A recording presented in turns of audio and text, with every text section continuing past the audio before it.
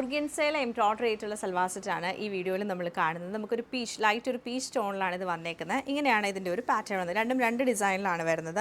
ഈ ഒരു പാറ്റേൺ നമുക്ക് പാനൽ പോലെ താഴേക്ക് മിഷൻ എംബ്രോയ്ഡറിയാണ്, ഫുൾ മിഷൻ എംബ്രോയ്ഡറിയാണ്.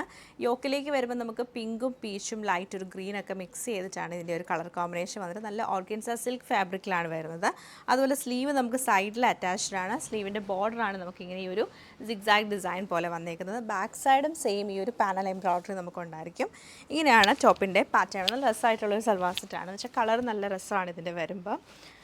അതുപോലെ ദുപ്പട്ട വരുമ്പോൾ ഫുള്ളായിട്ടും ഓർഗൻസയിൽ എംബ്രോയ്ഡറിയാണ്, മിഷൻ എംബ്രോയ്ഡറി ഫുള്ളായിട്ടും ദുപ്പട്ട ചെയ്തേക്കുവാണ്. ബോട്ടം വരുമ്പോൾ കോട്ടൺ ബോട്ടം, ലൈറ്റ് കുറച്ചുകൂടി ഇത് ടോപ്പിനേക്കാളും കുറച്ചുകൂടി ഡാർക്കർ ടോണിലുള്ള ഒരു കോട്ടൺ ബോട്ടമാണ് പെയർ ചെയ്തേക്കുന്നത്. ഇച്ചിരി നല്ല ക്രോസ് സ്റ്റിച്ച് എംബ്രോയ്ഡറിയാണ് ചെയ്തേക്കുന്നത്. ഇതിൻ്റെ കളർ കോമ്പിനേഷൻ നമ്മൾ നേരത്തെ കണ്ട ആ ഒരു കളേഴ്സ് തന്നെയാണ്, പിങ്കും പീച്ചും ഗ്രീനൊക്കെ മിക്സ് ചെയ്തിട്ടാണ് വരുന്നത്.